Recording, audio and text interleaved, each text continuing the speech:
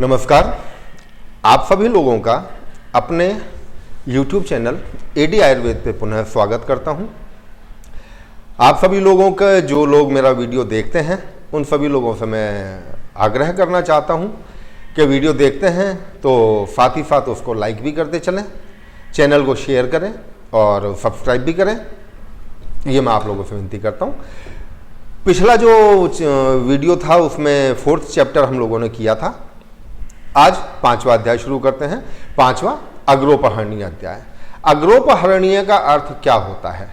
अग्रोपहरणीय का जो सीधा सीधा अर्थ है वो ये है कि जो भी व्यक्ति चिकित्सा कर्म करना चाहता है या चिकित्सा कर्म करने वाला है या कर रहा है, उसके पास में वो सारे के सारे इक्विपमेंट, मेडिसिन या और भी जो वस्तुएं आवश्यक हैं, जो उपकरण इक्विपमेंट आवश्यक हैं, वो होने ही चाहिए। देखो, चिकित्सा कर्म ऐसी एक विधा है जिसमें कि कभी भी इमरजेंसी कंडीशन क्रिएट हो सकती है और इमरजेंसी को डील करना सबसे बड़ी चीज होती है। एक डॉक्टर की, बीइंग ए डॉक्टर, मैं बात बता रहा हूं आप लोगों को, तो उन सभी रिक्वायरमेंट्स को हम लोग पहले ही पूरा करके चलें जिनकी हमें आवश्यकता पड़ सकती है। आवश्यकता पड़े ही है, कोई आवश्यक नहीं है, पर जिनकी हमें नीड हो सकती है उन उपकरणों को भी हम हमारे पास में रखें। उपकरण का मतलब यहाँ पे मेडिसिन से भी है, उपकरण का अर्थ इक्विपमेंट से भी है, और भी जो चीजें जो आप लोगों के काम में आ सकती हैं। ठीक है। आचार्य चरक ने भी संभार द्रव्यों का जहां वर्णन किया उपकल्पनीय अध्याय में, वहां पे भी इसी प्रकार की जो चीजें हैं या इसी प्रकार का जो विषय है उसके संबंध में वहां उन्होंने विस्तृत वर्णन भी किया उसका। आइए, त्रिविधम कर्म।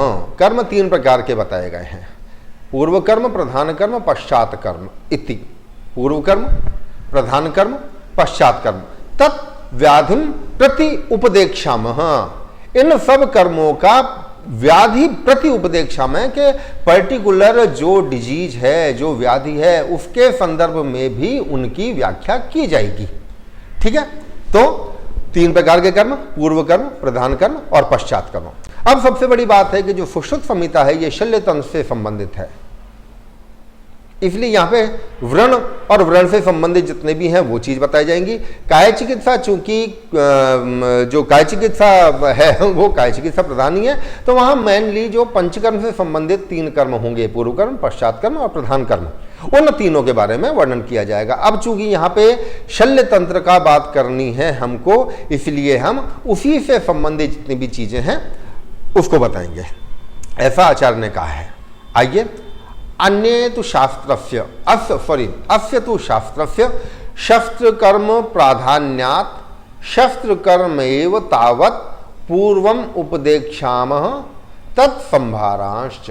अब यहाँ पे जो वर्णन किया जाएगा, चूंकि शस्त्र कर्म से रिलेटेड किया जाएगा, इसलिए शल्य कर्म में प्रयुक्त होने वाले जितने भी उपकरण हैं उन सब का वर्णन सबसे पहले किया जाएगा। यहाँ पे एक चीज मैं आप लोगों को बता देना चाहूंगा कि यहाँ उपकरणवंत होना या उपकरण हर तरीके के हमारे पास होना, यह जितना जरूरी है, जितना आवश्यक है, उतना ही ये भी आवश्यक है कि वो साफ सुथरे हों। ठीक है। किसी भी प्रकार से उनमें इन्फेक्शियस कंडीशन नहीं होनी चाहिए किसी भी रूप में, वो चीज भी जरूरी है। 8 प्रकार के शस्त्र कर्म, ये थोड़ा इंपॉर्टेंट जो मान के चलते हैं। 8 प्रकार के बताए हैं: छेद्य, भेद्य, लेख्य, वेद्य, एष्य, आहार्य, विश्राव और सीवन कर्म। स्टिचिंग लगाना, सीवन कर्म। सबसे बड़ी बात यह है कि आचार्य सुश्रुत ने 6 शस्त्र कर्म बताए हैं, आचार्य चरक ने केवल 6 ही बताए हैं। उन्होंने एषण और आहरण को नहीं बताया है। इसको आप ऐसे भी याद रख सकते हैं, आए चरक ने नहीं बताए। ये एक शॉर्ट फॉर्म जो हम पढ़ा करते थे तब इस तरीके की जो चीजें हम काम में लेते थे, वो मैनोमिक्स ये मैं बता रहा हूं, शायद याद करने में आसानी भी हो आपको लोगों को। उन्होंने 2 नहीं बताए, एषण और आहरण, ये दोनों कर्म उन्होंने, आचार्य चरक ने नहीं बताए हुए हैं। आइए, अलग अलग तरीके का डिस्क्रिप्शन पूरा। छेदन, संपूर्ण रूप से काट कर अलग कर देना, एक्सीजन। भेदन, एक तरह से इंसीजन लगाना, चीरा लगाना वाली जो बात होती है। लेखन, स्क्रैपिंग जो की जाती है, खुरचना। ठीक है। वेधन, जो पंचरिंग होती है, पंचर किया जाता है, पहने शस्त्र से केवल पिक कर देना और अंदर जो भी है वो सब बाहर निकाल देना, वो वेधन में। एषण, प्रोबिंग, प्रोबिंग का जो मेन काम होता है वो ट्रेस रूट को ट्रेस आउट करना भी होता है, जैसे कि भगंदर में किया जाता है, नाड़ी व्रण में किया जाता है, वो एक्सट्रैक्शन खींचकर बाहर निकालना। आहरण का मतलब जो एक्सट्रैक्शन है इसका मतलब खींचकर बाहर निकालने का अर्थ आप अगर सीधी सपाट भाषा में समझे तो ये है कि मान लो कील कहीं घुसी हुई है और आप प्लायर से पकड़ के, प्लायर भी एक यंत्र है अपने आप में, उससे पकड़ के अगर आप उसको बाहर निकाल रहे हैं तो वो आहरण होगा जो खींच के बाहर निकाला जाता है। विफ्रावन ड्रेन कर देना और सीवन स्टिचेज फ्यूचरिंग जो लगाई जाती हैं। नीचे आइए, अष्टांग संग्रह में शस्त्र कर्म 12 बताए गए हैं, 8 जो ऊपर बताए गए हैं वो, और इनके अलावा उत्पाटन, कुट्टन, मंथन और ग्रहण। अष्टांग संग्रह की बात हो रही है। अष्टांग हृदय में एक और एक्स्ट्रा बता दिया गया, वो है दहन कर्म। तो अष्टांग हृदय में कुल 13 कर्म बताए गए हैं, शस्त्र कर्म। अष्टांग संग्रह में 12 बताए गए हैं, सुश्रुत ने 8 बताए हैं और चरक ने 6 बताए हैं। इन चीजों का याद रखना। अब आवश्यक उपकरण, अतो अन्यतमम कर्म चिकीर्षता। चिकित्सा का जो मतलब होता है वो यहाँ पे ये होता है कि जो व्यक्ति चिकित्सा कर्म में प्रवृत्त होना चाहता है, जो व्यक्ति चिकित्सा कार्य करने के लिए जा रहा है, चिकित्सा, ठीक है। अतो अन्यतमम कर्म चिकित्सता वैद्येन पूर्वम एवं उपकल्पयितव्यानि भवन्ति। सबसे पहले उसको अपने पास में जितनी भी चीजें हैं जो कंडीशन, जो किसी भी विपरीत परिस्थिति में भी काम में लाने वाली चीजें हैं इमरजेंसी में, वो सारी की सारी होनी चाहिए। इनके उदाहरण मात्र इन लोगों ने दिए हैं, इसके अलावा और भी अगर चीजें हो सकती हैं तो आप उनको भी संभार द्रव्यों के आधार पर, उपकल्पनीय आधार पर उनको काम में ले सकते हैं, ठीक है। यंत्र, शस्त्र, क्षार, अग्नि, शलाका, श्रृंग, जलौका, अलाबू, ये सारे के सारे बताए हुए हैं। सबसे लास्ट में परिकर्मिणश्च, साथ में परिकर्मिणश्च, परिचारक भी होना आवश्यक है। परिचारक जो अटेंडेंट होते हैं, सॉरी अटेंडेंट या जो आपकी हेल्प करते हैं, पैरामेडिकल स्टाफ जो होता है उसको भी शामिल किया जा सकता है। उनकी क्वालिटी बताई हुई है, स्निग्धा, स्थिरा, बलवंतः। स्थिर होने चाहिए। स्थिर होने का मतलब यह है कि इस प्रकार का उनका शारीरिक सौष्ठव होना चाहिए कि जरा सी ही, अगर ऐसा नहीं हो कि जरा सा ब्लड देखा और वो खुद बेहोश हो गए, ठीक है। बलवंत, ताकतवर होने चाहिए और स्निग्ध होने चाहिए। स्निग्ध का अर्थ केवल ये नहीं है कि वो तेल की मालिश करके बैठा हुआ हो, उसकी जो भाषा है, उसकी जो बोलना है वो मधुरता युक्त होनी चाहिए, बहुत सॉफ्ट हार्टेड खुद भी हो और उसकी जो भाषा है वो भी मृदु होनी चाहिए, ठीक है। दैट इज स्निग्ध। आइए, विमर्श में और भी बताया हुआ है। मैं इस जगह आपको डलहन की जो निबंध संग्रह व्याख्या है वो भी कहीं कहीं कोट करके बताता रहूंगा, वो भी मैंने रखी हुई है। आइए, शस्त्र कर्म करने के लिए जितनी भी चीजें हैं या जिस भी प्रकार से शस्त्र कर्म हमें कब करना है वो सारी चीजें बताई हुई हैं। प्रशस्तेषु, प्रशस्त जो लाभकारी है। लाभकारी का मतलब जो भी हम चीज जो मुहूर्त के आधार पे, ज्योतिष सिद्धांत के आधार पे देखते हैं वो क्या क्या, तिथि, करण, मुहूर्त, नक्षत्रेषु। प्रशस्त तिथि, प्रशस्त करण, प्रशस्त मुहूर्त और प्रशस्त नक्षत्र। ये प्रशस्त शब्द सभी के साथ जुड़ा हुआ, बहुवचन में है, सबके साथ जुड़ा हुआ है। इन सबको देखकर देखो, तिथि का जो मतलब है, हालांकि ये ध्वनि हिंदी व्याख्या में जो 4थे अध्याय का 6ठा श्लोक है वहां पे इस तरीके की भाषा का उपयोग सुश्रुत ने खुद ने कहा है कि जिन हम आयुर्वेद शास्त्र को यहाँ पढ़ रहे हैं, पर उसी के साथ में इसमें और भी जो सिद्धांत या और भी किसी वास्तुशास्त्र के या ज्योतिष का या नीति शास्त्र का सिद्धांत यहाँ पे है, तो उनको भी जानना उसी विषय के विद्वान के द्वारा बहुत ज़्यादा आवश्यक है, वरना उनकी सहायता लेनी ही पड़ेगी। मान लो कोई आयुर्वेद का मान लो चिकित्सक है कोई भी, जिसने कि ज्योतिष का ज्ञान प्राप्त नहीं किया है, तो वो प्रशस्त तिथि, प्रशस्त करण, मुहूर्त, नक्षत्र इनके बारे में नहीं जान पाएगा। वो मैक्सिमम जान पाएगा 27 नक्षत्र होते हैं, ठीक है।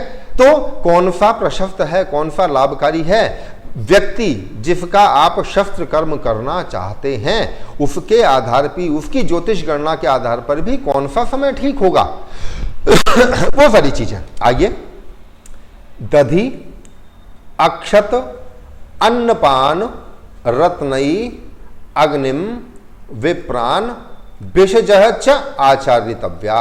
इन सब चीजों का आवाहन करके, इन सब चीजों को देखते हुए, दधि, अक्षत, अन्नपान, रत्न, विप्र, विषक, अर्चितव्या, इनका समर्पण करते हुए, ठीक है। इसमें हालांकि लोक सामान्य में भी कई प्रचलित परंपराएं ऐसी हैं कई कई जगहों पे, जैसे कि कोई भी अगर बच्चा परीक्षा देने के लिए जाता है, एग्जाम देने जा रहा है, तो उसकी मम्मी दही और चीनी उसको खिला देती है।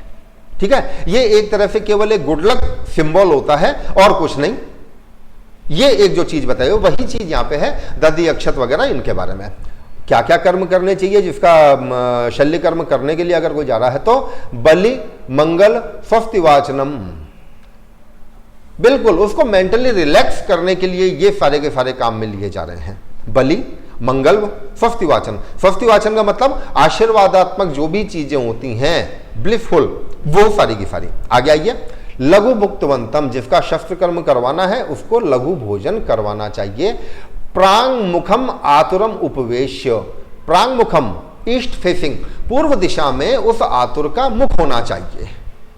ठीक है, अब पूर्व दिशा में ही क्यों होना चाहिए? उसका सबसे बड़ा कारण यह है कि सूर्य चूंकि पूर्व में उदित होता है, उदय जो सनराइज होता है वो चूंकि ईस्ट में होता है, तो जो सनलाइट है वो पूरी की पूरी पेशेंट के ऊपर पड़ेगी, जिससे कि जो शल्य करता है, जो शल्य कर्म करने वाला है, जो सर्जन है, उसको देखने में कोई भी आसानी नहीं, वो कोई भी कठिनाई नहीं होगी, आसानी से वो देख सकेगा पेशेंट को, या व्रण की चिकित्सा कर रहा है या किसी भी चीज की चिकित्सा कर रहा है। शस्त्र कर्म से रिलेटेड जो बात है वो भी ये बताई गई है। आइए, यंत्रयितव्या प्रत्यंग मुखो वैद्यो, प्रत्यंग मुखो, प्रत्यंग मुख जिस तरफ पेशेंट का मुंह है उसके अपोजिट, मतलब वेस्ट फेसिंग, पश्चिम दिशा की तरफ मुख करके वैद्य को बैठना चाहिए।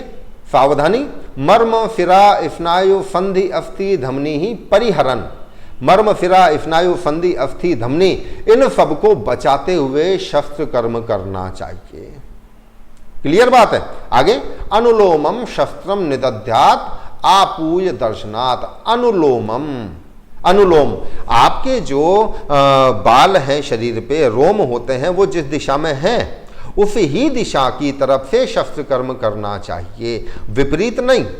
विपरीत करने से जो डलहन कहते हैं वो ये कहते हैं कि जो शस्त्र की धारा है, धार है, वो कुंद हो जाती है, ब्लंट होती है। और दूसरा कारण वो बताते हैं कि जो पेशेंट है जिसकी सर्जरी की जा रही है उसको म्लानता बहुत ज्यादा होती है और दर्द भी बहुत ज्यादा होता है। आइए, सकृत एव अपहरेत शस्त्रम आशु, शीघ्र ही, आशु जल्दी ही करना चाहिए। सकृत एक ही बार छेदन करना चाहिए या भेदन करना चाहिए।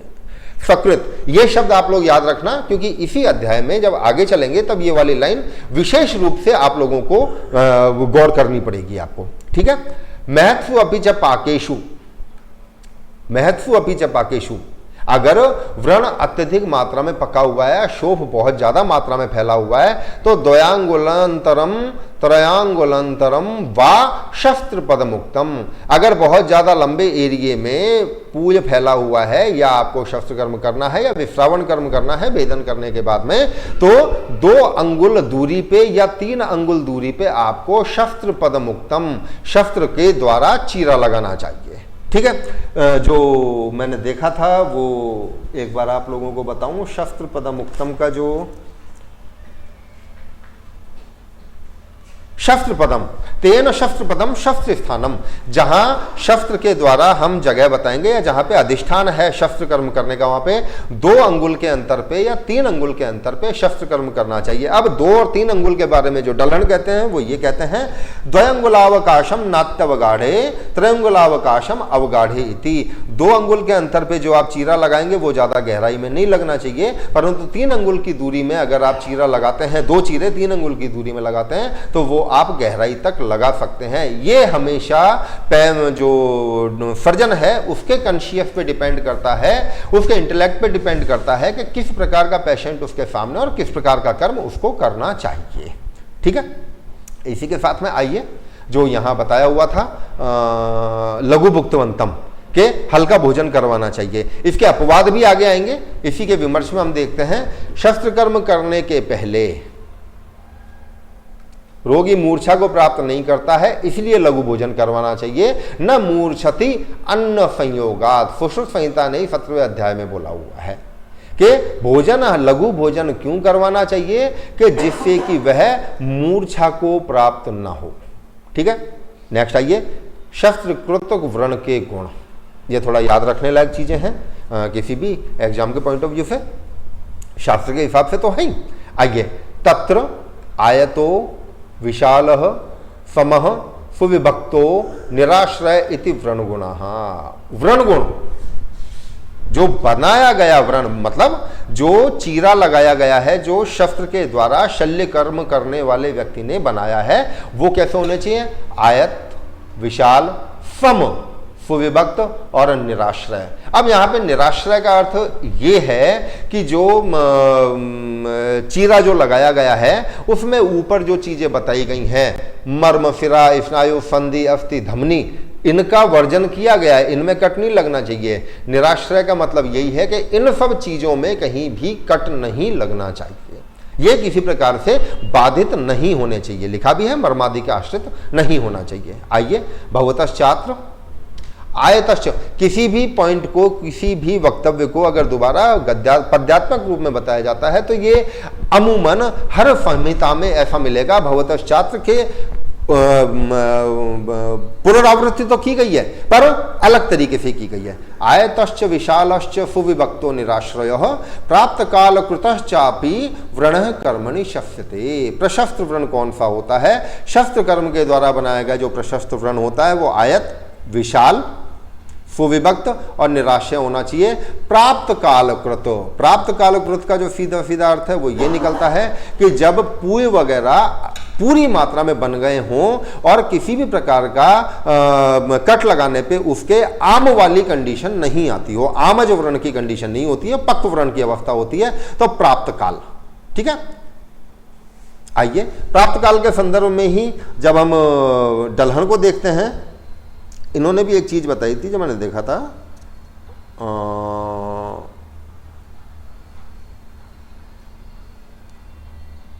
प्राप्त काल कृतः च अपि इति युक्ते काले कृतः एतेन शस्त्र क्षार अग्निसाध्यो बाल वृद्धयो अप्राप्त काले। यहां पे बता रहे हैं कि हम अगर शस्त्र कर्म कर रहे हैं, क्षार कर्म या अग्नि कर्म कर रहे हैं, तो वो हमें देखना चाहिए कि हम बच्चे को ना करवाएं, वो भी तो एक काल है। वह आदि का ध्यान रखते हुए, वो काल वह सत्वादि का ध्यान रखते हुए व्रण के चिकित्सार्थ इन सब चीजों का उपयोग करना चाहिए। आइए, शस्त्र कर्म करने वाले वैद्य के गुण, शौर्यम, आशुक्रिया, शस्त्र तैक्षणम, अस्वेद वेपथु, असम्मोहश्च वैद्यस्य शस्त्र कर्मणि शस्यते। जो शल्य कर्म करने वाला जो सर्जन है, मैं यहां पे अब सर्जन ही बोलूंगा, जो सर्जन है उसके गुण क्या क्या होने चाहिए। शौर्य, बहादुर होना चाहिए, शूरता तो होनी ही चाहिए। आशु क्रिया, शीघ्र क्रियाकारी है, अति आशु नहीं, बहुत जल्दी ही कार्य करने वाला नहीं, आशु क्रिया, प्रॉपर टाइम पे अपना काम कर लेने वाला। शस्त्र तैक्षणम, जो शस्त्रों की जो तीक्ष्णता है, जो उनकी शार्पनेस है, वो प्रॉपर देख के उसका काम शुरू करे। अस्वेदम, सर्जन को पसीना नहीं आना चाहिए। अवेपथु, हाथ पैर कांपने भी नहीं चाहिए उसके। ठीक है, असम्मोह, सम्मोह नहीं उत्पन्न हो चाहिए। सम्मोह दो प्रकार से हो सकता है यहां पे जो माना जाए। एक सम्मोह तो ये भी होता है कि सर्जन उसने कट लगाया, इन्फीजन दिया और थोड़ा सा ब्लड आने लगा, तो कई अवर सत्व के जो लोग होते हैं वो ऐसे ब्लड देख के भी अनकॉन्शियसनेस की कंडीशन में पहुंच जाते हैं, वो भी सम्मोह है। दूसरा, पेशेंट कौन है कौन नहीं है, इस चीज का कभी भी दिमाग में नहीं रखना चाहिए किसी भी सर्जन को। क्यों? पेशेंट अगर मान लो कोई दुश्मन भी है तो उसका अर्थ ये नहीं है कि जो सर्जन है वो उसको वहीं की वहीं खत्म कर दे, ऐसा नहीं है। किसी व्यक्ति से अति मोह है, अगर उसको बहुत ज्यादा प्यार है और वो सामने है, उसकी सर्जरी करनी है, आपातकाले मर्यादा नास्ति वाली कंडीशन भी यहां पे उपयोग में ली जानी चाहिए। ठीक है, आप लोग सभी समझदार हैं। आइए, एकेन वा व्रणेन आशुद्धि माने न अंतरा बुद्ध्या अवेक्ष अपरान व्रणान कुर्यात्। क्लियर बात है। एकेन वा व्रणेन अशुद्धि माने न अंतरा बुद्ध्या अवेक्ष अपरान व्रणान कुर्यात्। अगर एक बार उसके इंसिजन दे दिया है, तो उसी जगह दूसरा इंसिजन नहीं देगा। अगर दोष ज्यादा मात्रा में ज्यादा दूरी तक फैले हुए हैं तो वो और जगह कट लगा सकता है व्रण के पू के निर्हरण के लिए। ऊपर भी द्वयंगुलांतरे त्रयोंगुलांतरे का शब्द एक बार बताया हुआ है, ठीक है। यतो यतो गतिम विद्यात उत्संगो यत्र यत्र च तत्र तत्र वनम कुर्यात यथा दोषो न तिष्ठति। जहां जहां यतो यतो गतिम विद्यात, जहां जहां गति होती है पूय की, पफ की, वहां वहां उसको इंसिजन देने के बाद में संपूर्ण दोषों को बाहर निकाल लेना चाहिए। संपूर्ण दोषों को बाहर क्यों निकाल लेना चाहिए कि अगर संपूर्ण दोष बाहर नहीं निकाले हैं और थोड़ा बहुत भी बच गया है तो वह रिकरेंस कर सकता है, इसलिए पूरा का पूरा निकालना चाहिए। आइए अपनी अपनी जगहों के आधार पर शरीर स्थानानुसार वेदनाकृति कैसे कैसे वेदन करना चाहिए पूरा बताया। भ्रू, गंड, शंख, ललाट, अक्षपुट, इन सब में तिर्यक छेद उगता है, तिर्यक छेदन करना चाहिए, डायगोनल तिरछा, ठीक है। इसी के साथ बताया चंद्रमंडलवत छेदान पाणिपादेशु कार्येत। पाणिपाद हाथों में और पैरों में चंद्रमंडलवत छेदन। चंद्रमंडलवत मतलब सर्कुलर, वृत्ताकार, गोलाकार नहीं, वृत्ताकार। आइए अर्धचंद्राकृति ही च अपि गुदे मेड्र च बुद्धिमान। और गुद प्रदेश में एनल रीजन में और मेड्र में जो पेनिस या जो जेनेटल ऑर्गन्स वाला रीजन है वहां पे अर्धचंद्राकृति चापी, अर्धचंद्राकृति के समान, अर्धचंद्र आधा चंद्रमा के समान वहां पे ऐसे इंसिजन देना चाहिए। अन्यथा तो सिरा स्नायु छेदनम अतिमात्रम वेदना चिरात प्रण संरोहो मांस कंदी प्रादुर्भाव च इति। अगर हम इस तरीके के कट नहीं देते हैं, इस तरीके के इंसिजन नहीं देते हैं तो सिरा स्नायु का छेदन भी हो सकता है, वेदना अत्यधिक मात्रा में हो सकती है। चिरात व्रण संरोहो कि जो हमने इंसिजन दिया है, जो व्रण बनाया है, ठीक है, वहां देरी से संरोहण मतलब देरी से वो व्रण ठीक हो। और मांस कंदी प्रादुर्भाव च इति, और मांस कंद भी वहां पे नोट्स भी बन सकती हैं, गांठें भी उत्पन्न हो सकती हैं, ठीक है। आइए विमर्श में देखिए एक बार। भेदन करना चाहिए, ऐसा है, भेदन शब्द ना देकर छेदन शब्द दिया हुआ है मूल में। छेदन का अर्थ तो काट के अलग कर देना होता है, भेदन का अर्थ इंसिजन होता है। तो छेदन क्यों शब्द दिया है? छेदन शब्द अष्टांग हृदय में भी दिया गया है। तिर्यक छिंद्यात, तिरछा छेदन करना चाहिए। ललाट, भ्रू, दंत, वेष्टक, जत्रुणी, कुट, कक्षाक्षी, कूटौष्ठक, कपोल, गलवंक्षण, इनमें तिर्यक छेदन करना चाहिए, ठीक है। क्यों? तिर्यक छेदन से हानि के संदर्भ में बताया हुआ है। अन्यत्र छेदना तिर्यक, अगर तिर्यक छेदन के अलावा और कोई भी यहाँ पे छेदन कर्म किया जाता है, मतलब परपेंडिकुलर किया जाता है, हॉरिजॉन्टल या किसी प्रकार का किया जाता है, तो सिराय स्नायु विपाटनम, सिरा और स्नायु इनको भी नष्ट करने का खतरा बना रहता है, इसलिए करना चाहिए तिर्यक, ठीक है। वहां जो बताया था लघु आहार करना चाहिए शस्त्र कर्म के पहले, पर कुछ जो मैं अपवाद बताए थे वो यहाँ पे आ गए हैं। मूढ़, गर्भ, उदर, अर्श, अश्मरी, भगंदर, मुख रोगेशु अभुक्तवतः कर्मम कुर्वीत। मूढ़ गर्भ में, उदर रोगों में, अर्श में, अश्मरी में, भगंदर में और मुख रोगों में अभुक्तवतः कर्म कुर्वीत, बिना भोजन कराए या बिना कुछ खिलाए ही शस्त्र कर्म करना चाहिए। क्यों करना चाहिए ये पूरा मैंने डिटेल इसके विमर्श में दिया हुआ है, अष्टांग संग्रह में भी बताया हुआ है। ये रहा, मूढ़ गर्भोदराश्मरी मुख रोगेभ्यः अन्यत्र, ठीक है। अब यहां अन्यत्र शब्द काम में क्यों लिया? प्राक शस्त्राद भोजयेत इष्टम, जैसा पेशेंट को इष्ट है, जिसका हम सर्जरी करने वाले हैं, उसको जैसा भोजन अच्छा लगता है, अच्छा मतलब कि अगर मधुर रस, जो भी रस उसको अच्छा लगता है उसको वैसा ही भोजन करवाना चाहिए लघु मात्रा में, ठीक है। तो प्राक शस्त्रात, शस्त्र कर्म करने के पहले, प्राक भोजिएत इष्टम, इष्ट भोजन करवाना चाहिए। साथ ही मध्यम तीक्ष्णम च पाइएत, और तीक्ष्ण मध्य का पान करवाना चाहिए। क्यों? न मूर्छति अन्न संयोगात, मूर्छा उत्पन्न नहीं होती, बेहोश नहीं होता, अनकॉन्शियस नहीं होता है पेशेंट, अन्न संयोगात, अन्न के संयोग से। और मत्तः शस्त्रम न बुध्यते, और चूंकि तीक्ष्ण मद्य पी के वो बिल्कुल मत्त हुआ रहता हुआ है, अगर मैं देशी भाषा का शब्द बोलूं तो धुत हुआ रहता है, ठीक है। तब उसको जो शस्त्र कर्म है उसकी पीड़ा का अनुभव नहीं होता है। पर अन्यत्र इन सबको छोड़कर मूढ़ गर्भ उदर अश्मरी मुख रोग, इन सब तरीके के जो रोगी होते हैं इन सबको छोड़कर उसको भोजन भी कराना चाहिए और तीक्ष्ण मध्य का पान भी करवाना चाहिए। ठीक है, आइए। ततः शस्त्रम अवचार्य, शस्त्रम अवचार्य, जब शस्त्र कर्म हो जाता है उसके बाद में शीताभि अद्भि आतुरम आश्वास्य, शीताभि शीतल अद्भि जल आतुरम आश्वास्य, शीतल जल से उसका परिषेक करना चाहिए, उसको आश्वासन देना चाहिए। नेक्स्ट समन्तात परिपीड्यांगुल्या, समन्तात दोनों तरफ से या चारों तरफ से, जिस जगह उन्होंने व्रण बनाया है, जो इन्फिजन दिया है, अब ऐसा तो है नहीं इन्फिजन देते ही अंदर का जितना भी पफ फॉर्मेशन हुआ है या जितना भी अंदर फॉरेन पार्टिकल जमा हो गए हैं वो सारा अपने आप बाहर आ जाएगा, ऐसा नहीं होगा। समन्तात परिपीड्यांगुल्या, अंगुलियों से उसको दबाना चाहिए। कोई भी नोट है उसको अंगुलियों से दबाना चाहिए, अंगूठे का नाम नहीं बोला है अभी, अंगुलियों से दबाना चाहिए।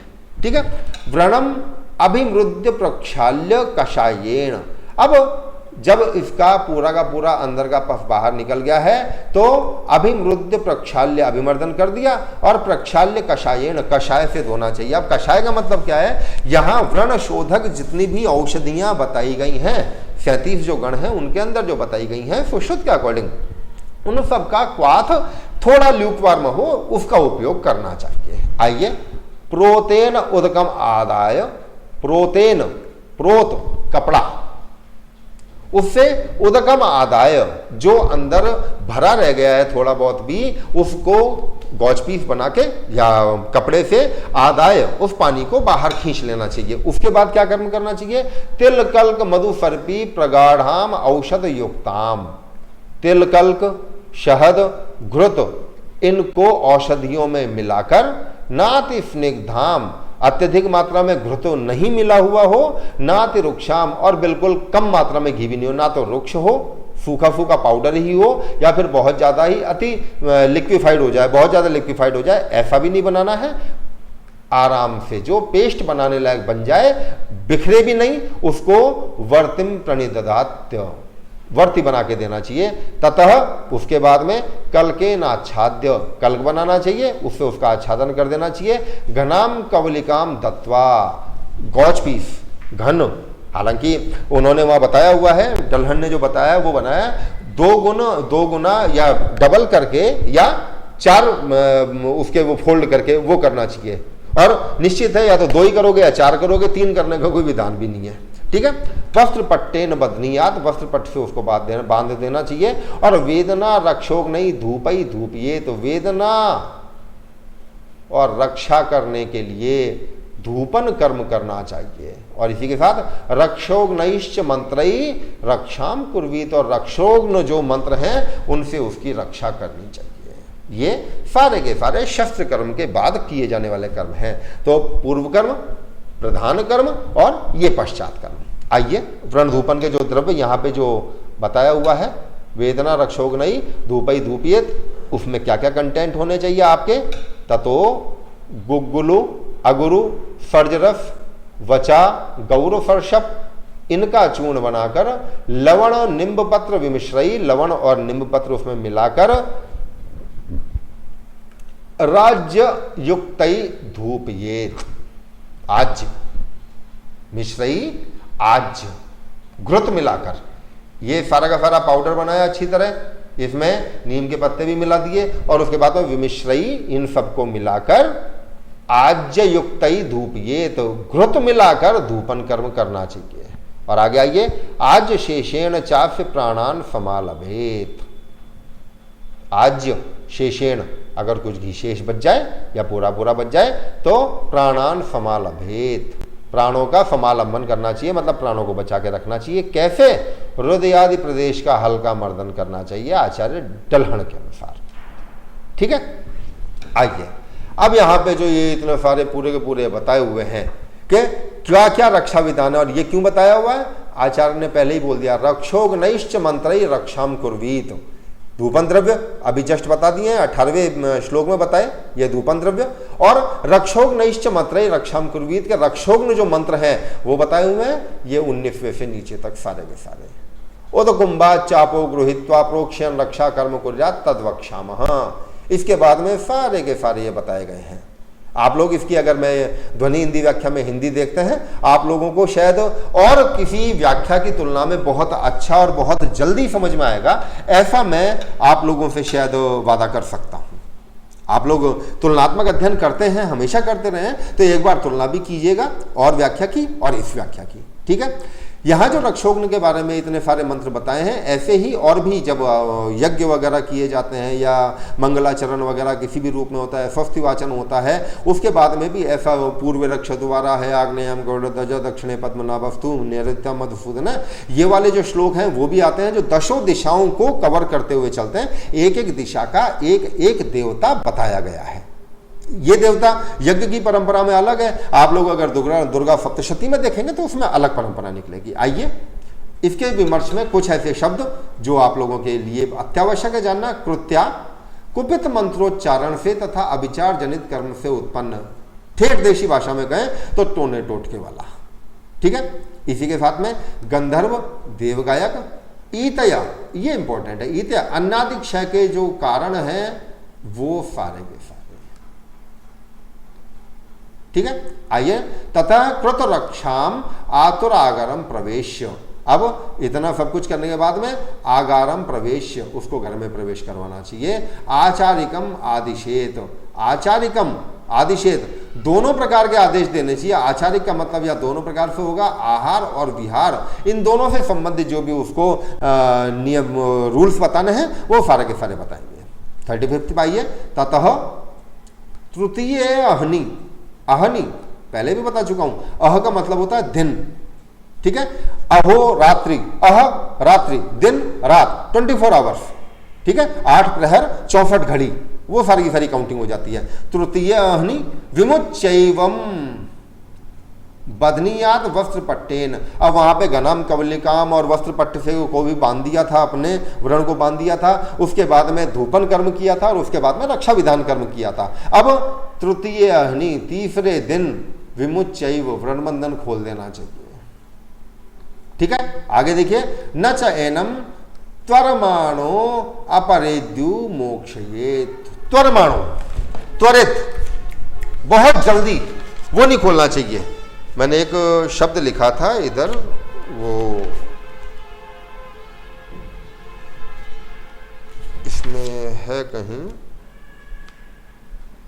हाँ आइए, न च एनम त्वरमाणो, त्वरित, बहुत जल्दी जल्दी नहीं, लपेटा हुआ है, बैंडेज बंधी हुई है, जल्दी में फटाफट फटाफट उसको खींच रहे हैं, गॉच पीस लगा हुआ है ऊपर, उसको भी आपने जल्दी से खींच लिया, नीचे कल्क वगैरह लगे हुए हैं, तो निश्चित है कि व्रण में दिक्कत होगी। तो इसलिए बहुत ही शीघ्रता से वस्त्र पट्ट नहीं खोलना चाहिए। और आगे बताया अपरेद्यु मोक्षयेत, अपरेद्यु, अपर, तीसरे दिन खोलने का विधान बताया है, तो दूसरे दिन नहीं खोल देना चाहिए जल्दबाजी के चक्कर में। दोनों के दोनों एक ही संदर्भ की बातें हैं, अति शीघ्र नहीं करना चाहिए। तो जल्दी से वस्त्र पट्ट भी नहीं खोलना चाहिए, जो पट्ट बंधन है वो भी नहीं खोलना चाहिए। और अपरेद्यु मतलब दूसरे दिन ही जल्दबाजी के बारे में नहीं मान के नहीं खोल देना चाहिए। इसी के संबंध में बोला है, द्वितीय दिवस परिमोक्षणात्, अगर दूसरे दिन ही आपको परिमोक्षण करना है, मतलब वस्त्र पट्ट आपने अगर खोल दिया, बैंडेज अगर खोल दी, तो विग्रथितो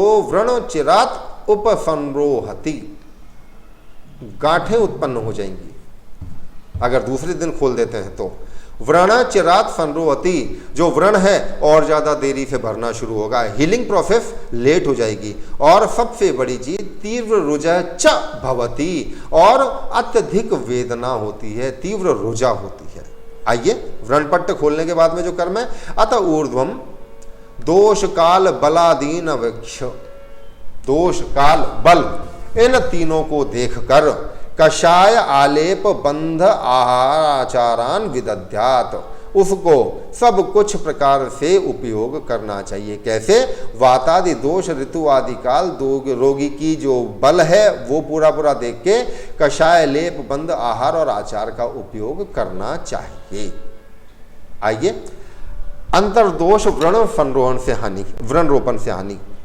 वहां जो बताया हुआ था, अभी जब ऊपर अपन पढ़ रहे थे इसी चैप्टर की शुरुआत में, तब वहां पे ये बताया था कि अशेषतः संपूर्ण रूप से अंदर का जो भी पूय है वो बाहर निकाल लेना चाहिए, जहां मैंने ये रिकरेंस टर्म काम में ली थी।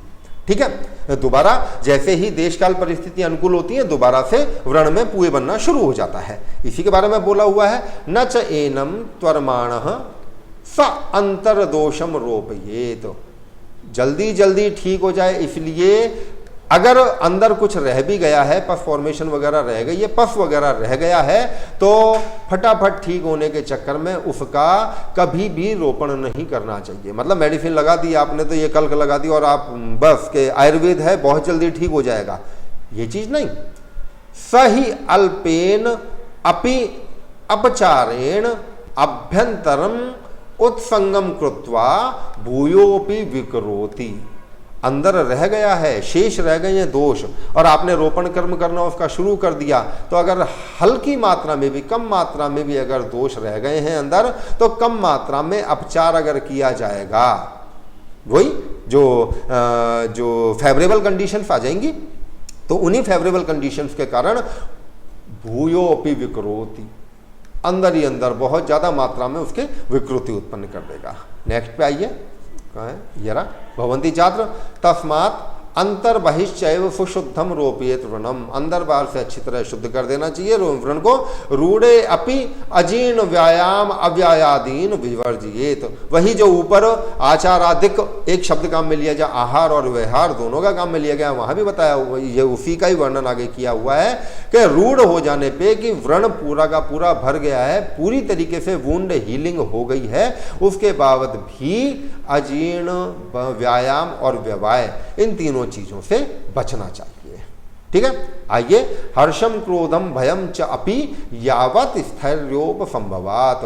हर्ष अत्यधिक खुशी भी नहीं जाहिर करनी चाहिए, क्रोध भी नहीं करना चाहिए, और डर भी कभी मानसिक अवस्था में नहीं आना चाहिए, इन सब का परित्याग कर देना चाहिए। ठीक है, वायु शुद्धि के बारे में जो विमर्श में है वो एक बार देख लीजिएगा। आइए, ऋतु के अनुसार व्रण बंधन। हेमंते शिशिरे चैव वसंते चापि मोक्षयेत। त्रिहात द्वहात शरद ग्रीष्म वर्षासु अपि च बुद्धिमान। ठीक है, तो जो बुद्धिमान चिकित्सक होता है, बुद्धिमान वैद्य होता है, वो हेमंत शिशिरे चैव वसंते चापि मोक्षयेत के बंध जो खोले जाते हैं, व्रणपट्ट बैंडेज जो खोली जाती है, वो हेमंत शिशिर और बसंत ऋतु में त्रिहात त्रिहात तीसरे दिन खोली जानी चाहिए। ठीक है, और आगे शरद ग्रीष्म वर्षासु अपि द्वहात। शरद ग्रीष्म और वर्षा ऋतु में हर दूसरे दिन व्रणपट्ट बंधन खोलना चाहिए। ठीक है, 41 पे आइए, इसका अपवाद, सॉरी ये गलत लाइन आ गई। अतिपातिषु रोगेषु द्विधि इमं विषक प्रदीप्तागार व शीघ्रम तत्व कुर्यात् प्रतिक्रियाम।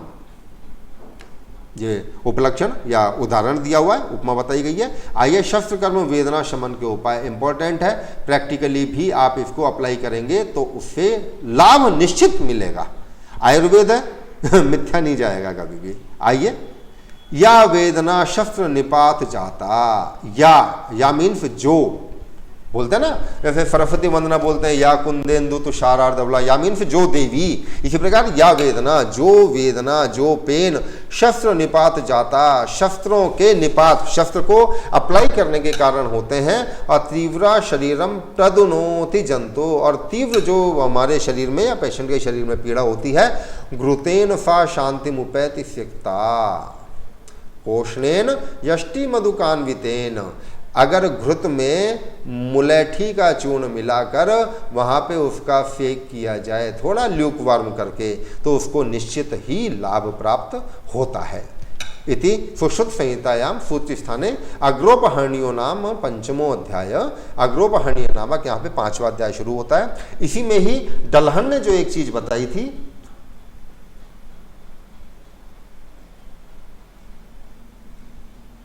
ये रही, जहां वो लघु भोजन की बात करते हैं, उसी के बारे में उन्होंने जो लिखा था वो लिखा हुआ है, शस्त्र कर्म जनित खेदम अपनीय मूर्छादि प्रतिबंधार्थम बंधार्थ। ये उन्होंने जो बात लिखी थी ये मुझे और बतानी थी, बाकी तो मैं सारी चीज़ आप लोगों को बता ही चुका हूँ। आप लोगों से पुनः रिक्वेस्ट करता हूँ कि मेरे चैनल को ज़्यादा से ज़्यादा संख्या में सब्सक्राइब करें, शेयर करें और लाइक करना बिल्कुल भी ना भूलें। ये आप ही लोगों को फ़ायदा मिलने वाला है। आप सभी लोगों का धन्यवाद। Thank you.